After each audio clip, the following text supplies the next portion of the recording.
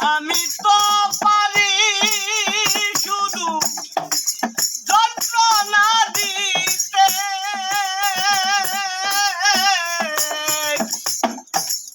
তবেও তুমি আশা করো ভালো কিছু পেতে। অবহেলা পেয়েও তুমি অবহেলা পেয়েও তুমি তবু চাও যে আপন করে। এত ভালো হয় কি মানুষ